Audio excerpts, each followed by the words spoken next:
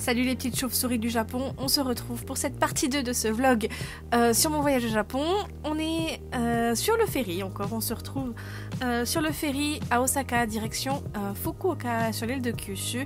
Et donc là on s'apprêtait à partir. Ce voyage en ferry, c'était une idée de mon mari qui faisait souvent la liaison quand il était plus jeune parce que ça coûte moins cher que le Shinkansen, donc qui est le TGV japonais, et ça coûte beaucoup moins cher que l'avion aussi. Le seul truc, c'est qu'il faut passer la nuit à bord.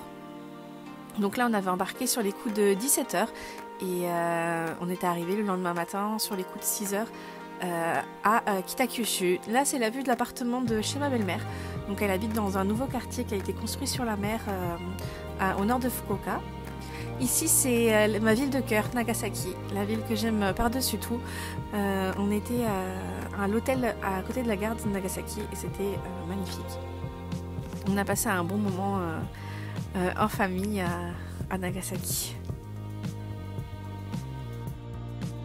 Alors nous voici au pied de la Statue de la Paix à Nagasaki, qui est installée à Heiwa Koen, le parc de la paix.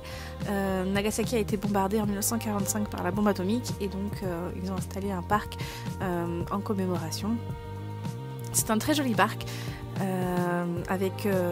divisé en deux avec le parc avec la statue et ensuite le parc avec l'hypocentre de la bombe atomique, donc avec une stèle noire qui représente le point d'impact, et à côté, à quelques mètres plus loin, il y a le musée de la bombe atomique, donc qui retrace les événements de la Seconde Guerre mondiale qui ont mené au bombardement de Nagasaki et de Hiroshima.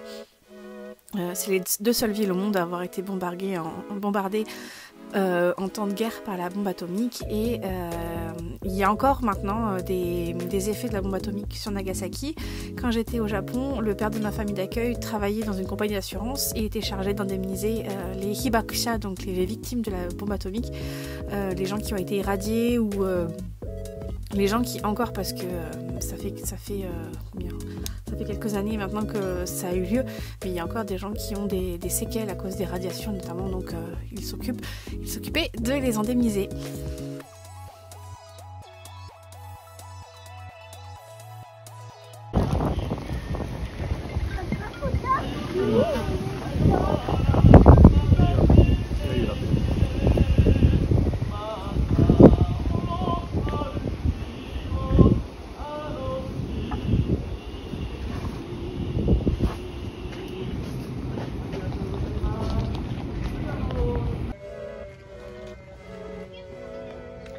On est à Yamagawa, dans la province de Sagaken, à Kyushu, une île tout au sud du Japon, d'où est originaire mon mari. On est dans un hôtel traditionnel et on est en plein milieu de la campagne japonaise. Il y a des rizières, là il y a des cultures, un petit pont. Et je crois qu'on va voir un champ de fleurs.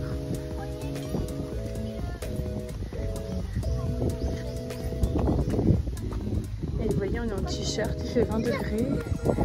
Par contre, il est 17h et le soleil commence à se coucher.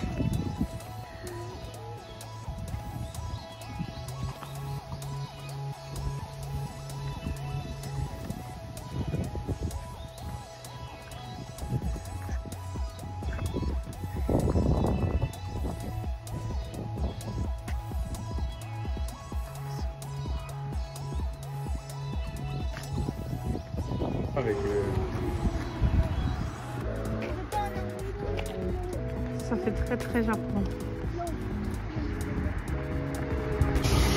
Salut les petites chauves-souris. Je voulais profiter que, je sais pas si vous m'entendez, qu'on soit dans un bain privé pour vous expliquer un peu les onsen. En fait, les onsen, c'est des sources d'eau naturelles. Et traditionnellement au Japon, on se baigne dedans.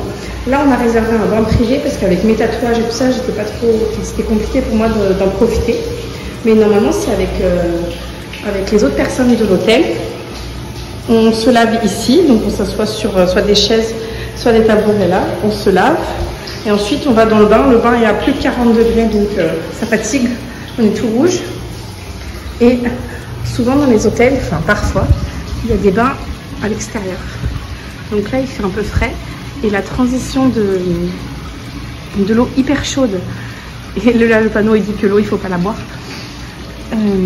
la transition de l'eau hyper chaude et de l'air assez frais, ça fait vraiment du bien. Quand on a trop chaud, on sort à poil, vraiment. Là on a fini le bain, on a foutu d'eau partout, et donc comme on est propre, on peut rentrer dans l'eau comme ça, il n'y a pas de souci.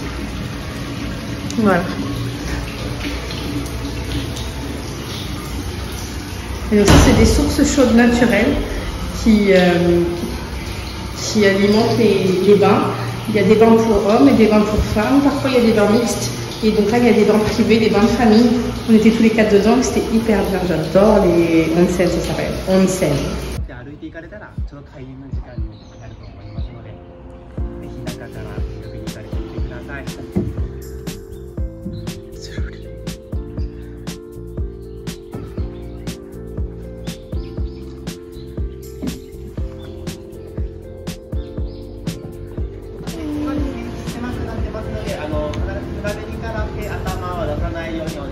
Ah, il a dit faut baisser la tête. Hop. Moi, ma copine. Ça va être dur de passer.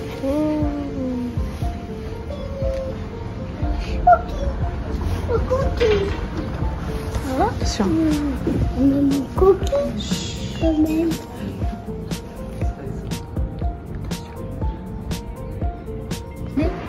Ouais, ça va te doubler. Moi, je vais te doubler.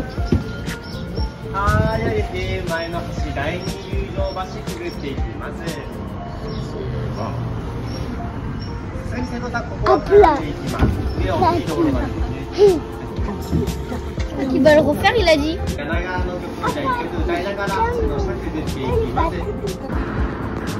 Salut les petites souris japonaises, comment ça va?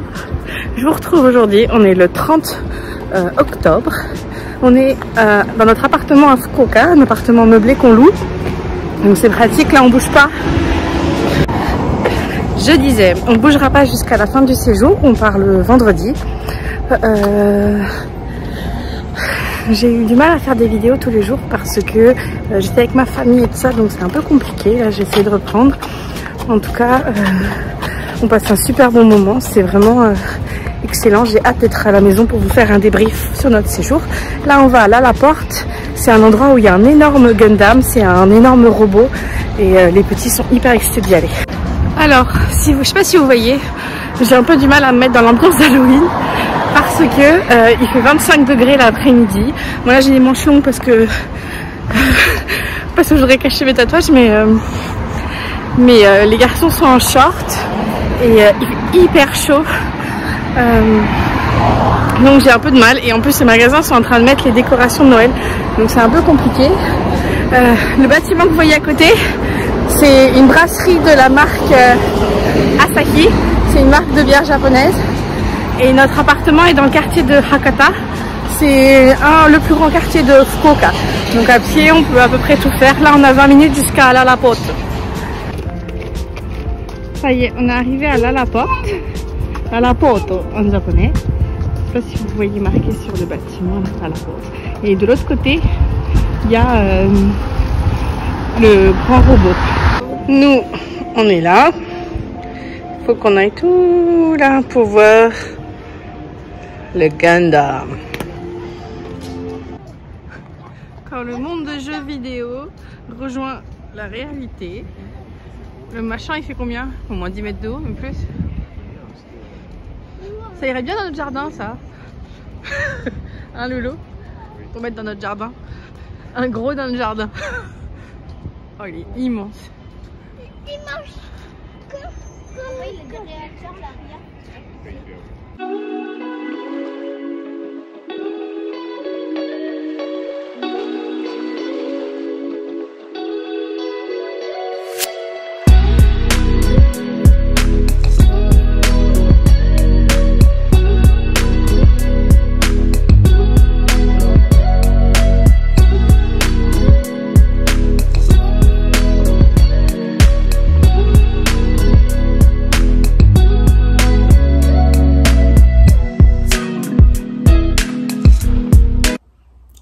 Salut les petites chauves-souris du Japon, j'espère que vous allez bien.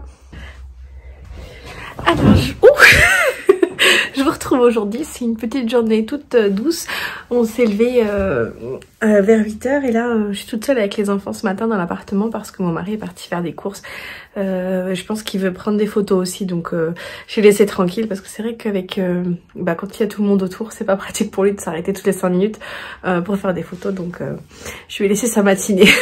Et moi ça me permet de travailler sur la première partie de la vidéo, des vlogs du Japon. D'ailleurs je suis désolée, je pense que j'ai surestimé ma capacité de travail le soir parce que quand on fait plus de 20 000 pas par jour et c'est vrai que quand je rentrais le soir, c'était compliqué pour moi d'éditer des vidéos. Et en plus, vous le verrez dans la première partie, mais vous l'avez vu parce que je voulais mettre cette vidéo en ligne après. J'ai été à Faune presque une semaine. Mais quand je vous dis à Faune, c'était vraiment peut-être pas une semaine, avec 4 jours. Mais c'était pas pratique pour moi je sais pas pourquoi je me suis levée. C'était pas pratique pour moi de vous parler. Et après, on était avec ma belle-mère et tout ça, on a rencontré les enfants, ont rencontré leur grand-père et tout, donc c'était pas vraiment... c'était pas des moments que je voulais filmer en fait. Et donc voilà, là on est à Fukuoka, donc la ville où habite la famille de mon mari. On est dans un appartement, je vais vous montrer, c'est vraiment un appartement typique du Japon. Ma grand-mère à peu près... ma belle-mère, pardon, a à peu près le même...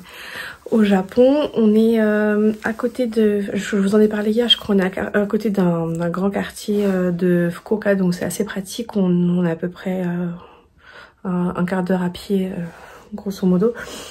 Et aujourd'hui le programme, donc ce matin c'est tranquillou. On voulait pas manger dehors aujourd'hui parce que, alors en général ce qu'on fait là à Fukuoka, c'est que le midi on mange dehors et le soir on mange à la maison. Comme on a une cuisine, c'est pratique. Aujourd'hui, ce midi, on voulait pas manger dehors parce que ce soir, on est invité chez une amie avec qui que j'ai rencontrée en 2008 quand j'étais en études de Nagasaki en fait. Donc on est invité à dîner chez elle aujourd'hui. Ça va être sympa parce qu'elle a des petits et tout, donc ça va être mignon avec mes petits. Je vais vous faire un appartement tour si vous voulez de l'appartement. Bon, c'est le bordel, hein, il y a des affaires partout, j'ai essayé de filmer que le beau. Mais pour vous montrer un peu les spécificités des logements japonais. Alors pour l'occasion je vous ai retourné et donc au Japon on rentre surtout pas avec les chaussures dans les maisons. Ça date de l'époque où il y avait des tatamis au sol et c'était chiant à nettoyer, donc ils ont gardé cette habitude là. Donc en fait maintenant, partout dans toutes les maisons il y a une surélévation en fait, donc on se déchausse là. En général on met ses chaussures dans le sens du départ et donc on monte. Là il y a un petit placard. Bon là c'est une chambre, c'est la chambre que je partage avec Nao parce que mon mari m'appelle 75 décibels parce que je ronfle trop, donc je dors avec le petit. Ça c'est la salle de bain, alors c'est le bordel, regardez pas. Salle de bain traditionnelle avec le... Ce qui est intéressant dans la salle de bain japonaise, c'est pas ça, ça c'est les trucs normaux. Coucou. En fait ce qui est marrant dans les salles de bain japonaises c'est ça. Alors oui, il y a de l'eau dans la baignoire, je vais vous expliquer pourquoi. Alors en fait, ce qui se passe au Japon, c'est que on prend pas des bains comme en France où on se met crado dans l'eau de la baignoire et on la vide. En fait, au Japon, on prend des bains tous les jours, mais sauf qu'on garde l'eau. Donc pour garder l'eau propre, ce qu'on fait, c'est qu'on se lave avant. Donc là, en fait, on se lave ici. On peut mouiller toute cette partie-là, elle est déjà sèche. Quand on a fait couler le bain hier, l'eau elle a débordé. Il y avait de l'eau jusqu'à la limite de la porte. C'était le tsunami. Et donc en fait ce qu'on fait c'est qu'on se lave ici. Une fois qu'on est propre on va dans le bain. Et en fait ce que vous voyez là c'est une petite... Alors l'eau du bain sort par là. Et en fait elle peut être filtrée. Elle est filtrée pour être nettoyée. Parce que vous voyez même si on est propre il y a toujours des petits cheveux, des trucs. On peut filtrer et on peut chauffer l'eau aussi. Donc c'est un circuit fermé en fait où il aspire l'eau, il la chauffe et il la recrache. Donc ça permet de garder l'eau plusieurs jours. Et ça évite les dépenses d'eau. Avant, je sais pas comment ils faisaient avant que ce système soit inventé. Donc ça c'est la particularité des salles de bain japonaises. Ensuite il y a la cuisine. Donc la cuisine c'est une cuisine américaine standard. On a réussi à avoir un cuiseur Harry. Mon mari était trop content. La petite différence c'est que là il n'y a pas de four, mais par contre il y a un grill. Bon là on a fait du pain grillé dedans, mais c'est le grill pour faire les poissons. Et comment dire, la particularité japonaise qui est pas très logique, c'est que c'est un pays sismique, donc mais tout est au gaz. Donc il y a beaucoup de, on n'a pas encore senti de, j'ai pas encore senti de secousse, mais au Japon la terre tremble tous les jours. Pas forcément toujours au même endroit, mais il y a toujours un endroit au Japon où la terre tremble un petit peu, on sent toujours, mais je sais pas pourquoi ils sont au gaz, donc allez savoir. Bon, attends, les toilettes, est-ce qu'elles sont propres? Bon, je vais vous montrer les toilettes, donc les toilettes japonaises avec le siège qui est chaud. Alors vous voyez, ce qui est marrant, c'est qu'au Japon, les toilettes elles sont branchées en fait, chaud avec... Donc ça c'est marqué Oshiri, c'est pour le cucu, là c'est pour le bidet, c'est pour les dadas. Après là c'est quoi, c'est la force du jet. Et ça je sais pas ce que c'est. Là il y a la température. Donc voilà, et la cuvette est... Là elle est pas trop chaude, je sais pas pourquoi, peut-être mon mari l'a baissée. Je sais pas si c'est bon pour tout ce qui est morue et tout ça. J'ai oublié de mettre la lumière. Ah, on a un petit... Bon là, je suis en train d'éditer ma vidéo. On est en train de faire les cahiers de vacances avec les enfants. Ils sont sur le canapé en train de regarder Netflix. Ça, c'est tous les cadeaux qu'on va ramener. Là, c'est la chambre de mon mari et de Soji. Et ça, c'est de la moquette. Je supporte pas la moquette. Que sais-je? Et donc dehors. Bon, il fait 25 degrés aujourd'hui. On est un jour de novembre, ça fait peur. Et donc voilà, bon. On a vu sur le périph' de Fukuoka. Là. Et en fait, ce que j'avais oublié, mais j'oublie à chaque fois que je vais au Japon, c'est que le Japon, c'est pas un pays plat, vu que c'est une île en fait volcanique. Donc en fait, au milieu du pays, il y a toujours des montagnes. Donc là, on est entouré de montagnes. Et de l'autre côté de l'immeuble, en fait, c'est la mer. Donc au Japon, on est soit d'un côté, sauf si on est dans la montagne, soit on est à côté pas loin de la mer, soit on est pas loin de la montagne. Après, c'est pas des montagnes très très hautes, hein, mais donc voilà. Et là, il y a marqué la Lapoto. C'est là où on est allé hier voir le robot.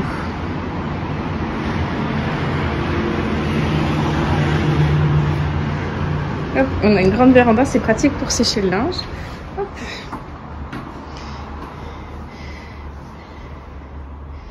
Et voilà, le petit appartement tour avec la petite cuisine, le bordel. Et ça, c'est le cahier de vacances que j'ai. Moi, c'est la partie de... Moi, j'ai fait la partie de Nao. Je vais le faire colorier des trucs. Je vais vous montrer ce qu'on a fait. Hop. Là, c'était une carte d'embarquement. J'ai essayé de faire un kaiten dessus pour montrer à la maîtresse. Les trucs du château de Kyoto, Osaka. À Kyoto. Là, il reste des trucs du Kinkakuji. Et puis, j'en suis qu'à 2 jours de voyage. Je suis un peu à la bourre. Donc voilà, moi je retourne dans mon édition et je vous fais des bisous. Il est bientôt midi, c'est l'heure de manger. Je me disais que j'allais vous montrer le contenu d'un frigo au Japon, ce qu'on va manger. Alors, je vous avais bien rigolé sur Instagram. J'étais un petit peu en manque de fromage, cocorico quoi. Et donc, j'ai essayé Gérard Camembert. Et ben... c'est pas du tout... Alors, autant ils font des bons camemberts. Il y a une marque qui vient de Sapporo, au nord du Japon, c'est la région spécialisée dans les produits laitiers. Elle fait un excellent camembert. Autant celui-là, Gérard, j'étais déçue. Gérard France, 1898. Donc, grosse déception. Donc, ce qu'on trouve... attendez, je vais me mettre comme ça. Ce qu'on trouve dans le frigo japonais. Alors, mon mari s'est acheté du natto. Natto, si vous regardez Fort Boyard, vous connaissez... On entend le train. Du natto, voilà, et on fait il a fait la réserve du tofu. Alors ça c'est du tofu un peu ferme qu'on mange cru, comme ça. Alors là il a acheté de la ciboule, il a acheté pour 1 mois. Je sais pas si on va réussir à tout manger. Moi j'ai acheté un peu de salade parce que je suis en manque de légumes. C'est vrai que au restaurant c'est pas les légumes qu'on mange le plus. Bon après il y a des boissons que ma belle-mère m'a donné. la petite salade qui va bien pour faire le plein de fibres, parce que là on sent que ça manque de fibres, hein, n'est-ce pas? Et les œufs japonais, alors en général ils sont blancs ou comme nous beige, mais leur particularité c'est qu'ils sont propres, ils sont désinfectés en fait. On peut pas faire en France vendre des œufs avec encore le caca du caca et des plumes sur l'œuf. Il est stérilisé et tout ça, donc particularité nippone aussi. On a du beurre. Alors ça vaut une blinde le beurre. Mais je me suis dit, dans le doute, on prend. Au pire, je donnerai à ma belle-mère si on finit pas. On a de la bière. Attention, l'abus d'alcool est dangereux pour la santé. Mon mari s'est acheté du saké parce que ça faisait longtemps qu'il n'avait pas bu. Voilà. C'est le petit haul. Alors attendez, je vais vous retourner. Est-ce que je peux vous retourner? Non, je vais d'arrêter. Et donc ce midi au programme, ça va être... j'ai acheté des saucisses comme ça pour les petits. Ils appellent ça des wieners. Les wieners, c'est des petites saucisses comme ça. Un mini concombre. Je vais faire une petite salade avec... je vais faire sauter des champignons. Et j'ai acheté des oignons. Tout est sous contrôle. J'ai acheté des petits oignons aussi, donc je me suis dit que j'allais faire des petits oignons. J'ai le reste de riz qui est là qui me réchauffe. J'ai du riz qui... Est-ce qu'il cuit? Est-ce qu'il est parti? Non, il n'est pas parti. Part. Allez, cuit. J'ai mis... je voulais qu'il cuise rapidement, mais je suis pas sûre que... il cuise. Bon, je sais pas, je vais voir avec mon mari sinon. Et donc voilà, et j'ai acheté du kimchi parce que le kimchi c'est la vie. Hop, vous avez installé, vous êtes trop bas. Est-ce qu'on discuterait pas dans la cuisine? Je voulais juste discuter un peu avec vous du voyage et tout ça, et vous dire que si vous, ça m'avait pas choqué à l'époque quand j'étais allée en 2009-2010, parce que à l'époque c'est vrai que c'était pas, j'y faisais pas attention. Mais c'est le pays du suremballage. Par exemple, j'ai acheté des bananes, elles étaient emballées. Il y a du plastique partout. Dans les restaurants, on nous donne des petites serviettes humides, vous savez, pour se nettoyer les mains et tout ça. Et ben pareil, c'est emballé, du jetable, de l'emballage. Ça fait froid dans le dos. Donc après on n'était pas chez nous, donc c'est vrai que c'est difficile de faire attention quand on n'est pas chez soi aux déchets et tout ça. Enfin, on essaye au maximum de réduire, mais c'est vrai que c'est affolant. Vite fait.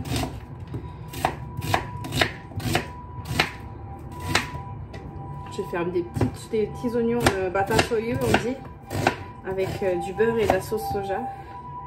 C'est l'ambulance, vous entendez? Ça, c'est des bruits. Je retrouve, en fait... Ah, c'est bien qu'on discute, parce que j'avais envie de discuter avec vous. Je retrouve des... Je vais fermer la fenêtre, parce que c'est le bordel dehors. Bon, je sais pas où est la clé. Donc, je suis attendue que mon mari rentre pour la mettre. Et on va avoir moins de bruit... parasites comme ça. Qu'est-ce que je vous disais? Oui, je retrouve... En fait, c'est marrant parce que je suis arrivée au Japon et c'était comme si j'étais pas repartie. J'ai repris mes petits trucs, mes petites habitudes, les produits que j'aimais bien, des trucs comme ça. C'est vraiment marrant. Comment on a commencé en fait. Bon, c'est la cuisine au beurre, hein, parce qu'on voulait pas racheter de l'huile, des trucs comme ça, parce que je voulais pas trop charger ma belle-mère après si on partait. Mais oui, il y a les bruits des ambulances. Au Japon, je sais pas si vous êtes déjà allé, vous comprendrez sûrement, mais comment...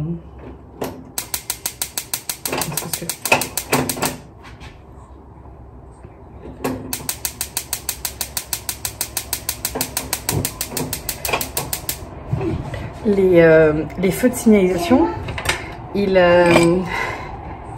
sifflent, ça fait piou piou piou piou piou piou, ça fait pim pom pour dire aux personnes aveugles notamment qu'elles peuvent y aller en fait.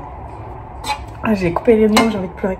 Et donc tout ça c'est des petits bruits, les bruits des trains aussi, enfin ça peut faire penser aussi à la banlieue parisienne si on est à Paris, mais moi ça me fait penser à quand j'habite au Japon quand j'étais plus jeune. Donc ouais, c'est des doux souvenirs. Et je sais pas pourquoi. Alors c'est peut-être parce que je suis en vacances, hein, mais moi je me sens bien ici en tout cas. Alors la vie elle va à 200 à l'heure, hein. Faut pas se leurrer, mais c'est quand même enfin, c'est pratique, tout est pratique, il y a tout, c'est vraiment sympa. Donc voilà le programme d'aujourd'hui. Bon, ça va être assez simple, hein.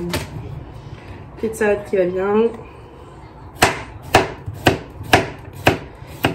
Et tout petit le concombre. Pas le même goût qu'en France. Il est un peu plus... En fait, on est juste en dessous du Shinkansen. Je vous montre à l'occasion quand il passe. Parce qu'il passe tout le temps. Mais ouais, on a repris. Enfin, mon mari... c'est marrant parce que mon mari se sont un peu déphasés. Parce que... il a des comportements de français au Japon, donc on rigolait. Qu'il était plus trop acclimaté en fait. Et c'est marrant. Moi j'ai retrouvé... c'est marrant parce que j'ai retrouvé mon japonais aussi. J'ai mis allez, 2 jours à me remettre dedans bien. Et puis maintenant, on allait dans les magasins. Il y a des trucs que je comprenais mieux que mon mari, donc c'est bizarre. C'est marrant. Mais c'est quoi?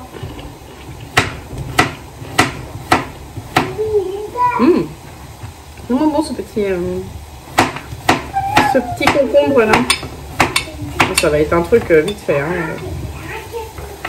Du vite fait, tu fais vite fait. Tiens, t'inquiète paupiette, arrête d'escalader le canapé s'il te plaît. Minouche Kiki là.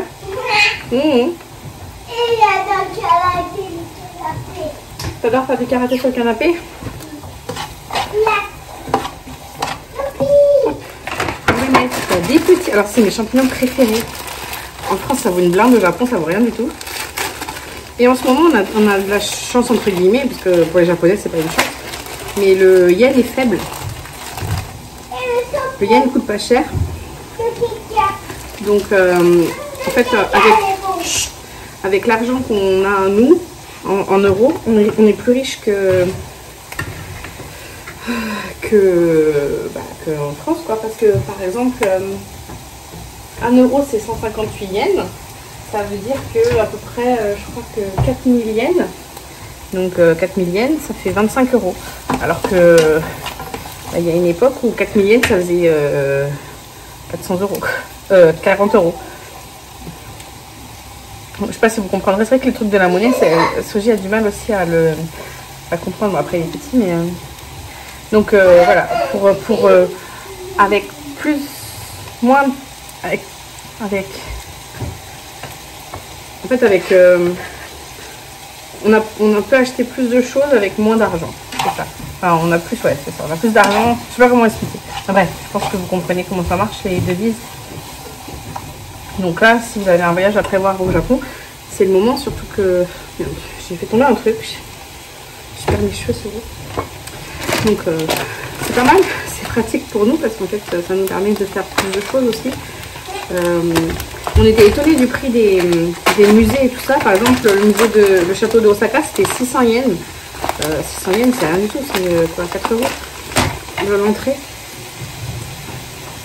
Donc et ce qui est bien, c'est que Nao paye pas le transport, il paye pas les visites non plus. C'est à partir de l'école primaire en fait que les enfants commencent à payer les trucs. Donc ça, allez, pas grand chose hein, parce que le tarif de Soji c'est moitié prix. Mais c'est vrai que quand on voyage à plusieurs, c'est des mini économies comme ça, par-ci par-là, qui sont pas négligeables. Tout ce qui est logement et tout ça, comme le yen est faible, nous on a pu profiter aussi, ça nous revient moins cher en fait. Donc non, c'est pas mal. Puis là c'est mon mari qui a tout réservé. Il s'est occupé de tout ce qui est réservation d'hôtel. J'espère que vous m'entendez. Réservation d'hôtel, c'est lui qui prépare c'est lui qui a réservé les billets d'avion. Non, on les a réservés ensemble. Mais c'est lui qui a préparé les programmes et tout ça de ce qu'on faisait. Moi je le suis parce que bah déjà bah, c'est lui qui rentre chez lui quoi, donc il est pas. Je voulais pas m'imposer. Et oui, en éditant les premières vidéos que j'ai fait, je vous ai pas raconté, on a eu des galères un peu tout le voyage. Déjà, on arrive à l'aéroport, normal, on dort et tout, on se réveille à 4h30 du matin pour à 4h du matin pour aller prendre l'avion. Donc on est à la gare de Parc des Expos à 5h20 pour prendre notre RER pour l'aéroport et tout. On va pour peser les valises. Moi je m'étais renseignée, enfin j'avais envoyé un message sur un chat sur là où on a pris nos billets d'avion pour demander c'était quoi le poids maximum des bagages parce qu'on ne savait plus. Le mec il me dit 32 kg. Ça me paraît beaucoup, mais je dis ok, 32 kg, gros. Arrivé là-bas, on pèse nos valises, donc on avait un peu blindax, mais normal quoi. On avait le droit à 4 bagages chacun, enfin 2 bagages chacun, 2 bagages de 23 kg en soute et un bagage cabine. Mais bon, on n'avait pas prévu non plus d'emmener trop de choses parce qu'on partait que 2 semaines et demie, donc on s'est dit que les petits on les mettrait dans nos valises. La petite pack que je pose ma valise, 28 kg, ça nous faisait à peu près $100 de surplus. Mon mari c'est mort, je paye pas. Obligé de... à 5h30 du matin, obligé de défaire les valises et faire du Tetris pour baisser. Bon, finalement, on a réussi à baisser parce que la limite c'était 23 kg. Le mec s'est trompé. Et je l'avais bien mauvaise parce que bah, ça donne du stress quoi. Donc on s'est retrouvé avec un sac supplémentaire à mettre en soute. Heureusement, mon mari avait prévu un sac de voyage à l'épaule quoi. Mais bon, c'était pas ce qu'on voulait. Nous on voulait voyager quand même un peu léger vu qu'on avait pas mal de transport et tout ça. Se dire que voilà, on n'aurait pas le souci de dire qu'on travaille la machine. Ah ça chauffe, ça chauffe. Et donc on était déjà il faisait lourd dans l'aéroport, on était déjà trempé de sueur. C'était enfin on était déjà pour bien quoi. On monte dans l'avion. Bon, le voyage se passe super bien, les petits nickel, hyper patients, franchement bravo les gars parce que c'était long, même pour nous c'était long, je pense que c'était encore plus long pour eux mais bah voilà, heureusement il y avait la télé dans l'avion. Ils avaient pris leurs petites habitudes de mettre leurs petits écouteurs et machin. Ils ont dormi aussi, on a mangé dans l'avion donc ils ont bien aimé, ils n'ont pas eu peur au décollage et à l'atterrissage parce qu'en fait on n'avait pas peur nous donc ils n'avaient pas peur non plus. Et Nao limite il était content quoi quand ça décollait et tout. Il y a eu quelques turbulences mais franchement rien de... Enfin on est allé en Australie quand j'étais enceinte de Soji, j'étais enceinte de 3 mois, on est allé en Australie. Là on avait eu des turbulences, l'avion il faisait ça comme ça, je croyais qu'on allait mourir. Là c'était des petites secousses mignonnes quoi, c'est pas... Et après qu'est-ce qu'on a eu comme galère oh je sais plus, arrivé à Osaka, un monde en fait il contrôlait, il faisait pas mal de contrôles pour le Covid et moi je commençais à pas me sentir très bien, je crois que j'avais chopé froid dans l'avion et je me dis putain il y avait des chiens qui reniflaient si on avait de la fièvre et tout ça, ils nous prenaient notre température, on a mis hyper longtemps à sortir de l'aéroport, le temps de récupérer les bagages, le temps de passer les sécurités, passer les frontières et tout ça. C'était hyper long. En plus il faisait hyper chaud, on n'était pas... Enfin moi je suis surprise de la chaleur, là il fait 25 degrés, franchement j'ai envie de chialer. Parce qu'on se dit c'est censé être l'automne quoi. Dans les magasins ils mettent les trucs de Noël et tout, moi j'ai pas envie de faire de Noël hein. Moi je repars en vacances cet été quoi, pour l'été. Bref. Et donc après on a galéré avec les valises dans les transports, enfin bon bref, les galériens quoi. Mais ouais, je sais plus pourquoi, faudrait que je redemande à mon mari pourquoi j'ai dit qu'on avait la Shkumun. Après on a oublié, hein, c'est des trucs, c'est anecdotique comme on dit. Mais Mais ouais, c'était marrant. Et donc, voilà, le petit voyage qui va bien.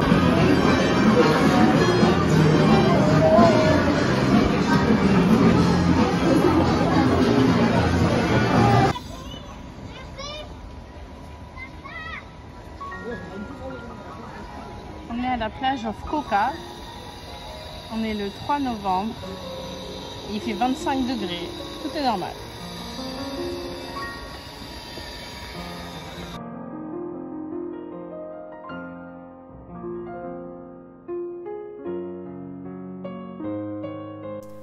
Allez, dernière étape avant de reprendre notre périple dans le sens inverse. On part sur la tour de Fukuoka dans le quartier de Momochihama. C'est la 3e tour la plus haute du Japon.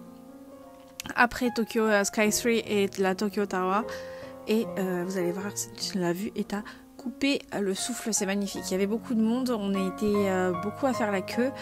Et pareil, c'est un panorama à 360 degrés. Et là, on se rend bien compte du relief du Japon, c'est-à-dire, c'est ce que je disais dans la dernière vidéo, des montagnes au centre, avec les villes concentrées sur les bords de mer.